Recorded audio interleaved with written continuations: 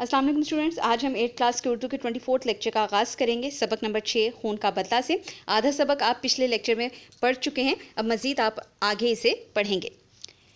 पिछले सफ़े की तरफ देखिए। ये सुनकर नौजवान सख्ते में आ गया। सख्ते में आ जाना, धचका पहुँचना, एकदम से खामोशी तारी हो जाना। इसे यूँ महसूस हुआ कि किसी ने इसके सर पर कारी ज़रब लगाई है। कारी ज़रब, ज़ोर से किसी ने चोट पहुंचाई है। उसने आंखें बंद कर ली। मुराद खान की बीवी ने पूछा, खैर तो है? इसने कहा, कोई बात नहीं, दर्द की वजह से करवट बदलना चाहता हूँ, यानी तकलीफ़ की वजह से करवट को बदल रहा हूँ।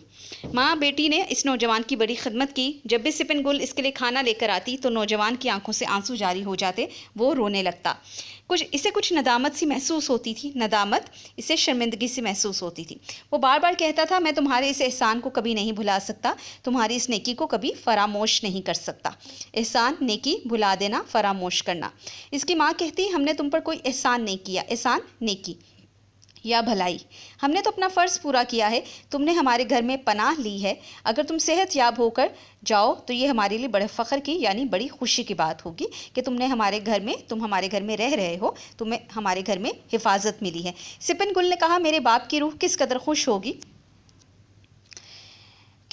होगी कि हमने एक ज़ख्मी को पनाह दी, यानी एक ज़ख्मी को अपने घर में हिफाजत से रखा और इसकी खिदमत की। ये बात सुनकर नौजवान चिल्ला उठा, ज़ोर से चीख पड़ा, सिपन गुल, अपने बाप की बंदूक ले आओ और मुझे कत्ल कर दो।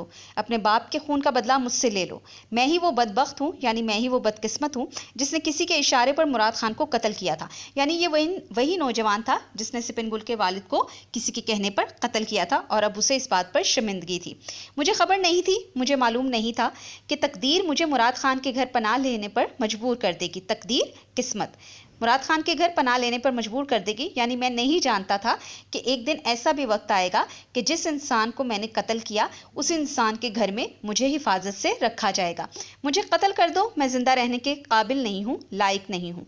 सिपन गुल के सीने में इंतकाम की आग भड़क उठी, यानी उसके दिल में बदले की जो आग थी, जो शिद्दत थी, वो मज़ीद बढ़ गई और वह बिफरे हुए शेर की तरह, बिफरा हुआ शेर यानी शदीद गुस्से में जो शेर होता है, तड़प रहा होता है गुस्से से, उसकी तरह दौड़ती हुई, भागती हुई कमरे से अपनी बाप की बंदूक ले आई।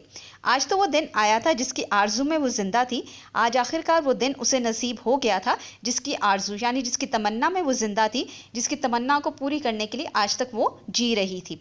आज के दिन तो इसे मरे हुए, यानी जो बाप उसका चला गया है इस दुनिया से, उसका अहद पूरा करना था। सिपन गुल ने बंदूक की नाली नौजवान की तरफ की तो इसकी माँ ने डांट कर कहा, लड़की, तेरे हवास तो ठिकाने हैं, यानी तेरे जो होश हैं वो अपनी जगह पर हैं।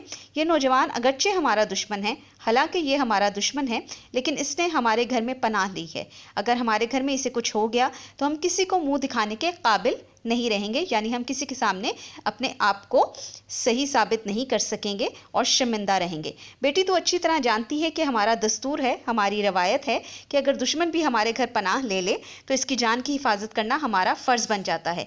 ये तो हम कभी सोच भी नहीं सकते कि घर आए मेहमान को कत्ल कर दें। सिपन गुल, खुदा के लिए बंदूक फेंक दो। यानी माँ ने कहा कि ऐसा मुमकिन नहीं है कि जो नौजवान या जो शख्स हमारे घर हिफाजत से बैठा हुआ है, आप इसे ही कत्ल कर दो। माँ की ये बातें सुनकर कुछ इस अंदाज से कहीं कि सिपन गुल पर इन बातों का बड़ा असर हुआ। इसने बंदूक फेंक दी। नौजवान से कहा, काश इस घर की चार दीवारी से मुझे पता चल जाता, यानी इससे बाहर ही मुझे पता लग जाता कि तू मेरे बाप का कातिल है, तो मेरे हाथ से बचकर ना जाता। तू हमारे घर में मेहमान बनकर आया है, इसलिए तुझे माफ़ करती हूँ। यानी इस पूरे सबक में ये बताया गया है कि अगर आपका कोई दुश्मन भी है, लेकिन अगर वो आपके घर हिफाजत से रह रहा है, यानी आपने अगर उसकी मदद की है, वो आपके घर में पनाह ले चुका है, तो उसकी खिदमत करना और उसके साथ अच्छा सलूक करना हमारा फ़र्ज़ बन जाता है। अपनी दुश्मनी को एक तरफ रख के अगर कोई बीमार है तो उसकी खिदमत करना हम पर फ़र्ज़ हो जाता है। तो आज हमने इस सबक को मुकम्मल तौर पर पढ़ लिया।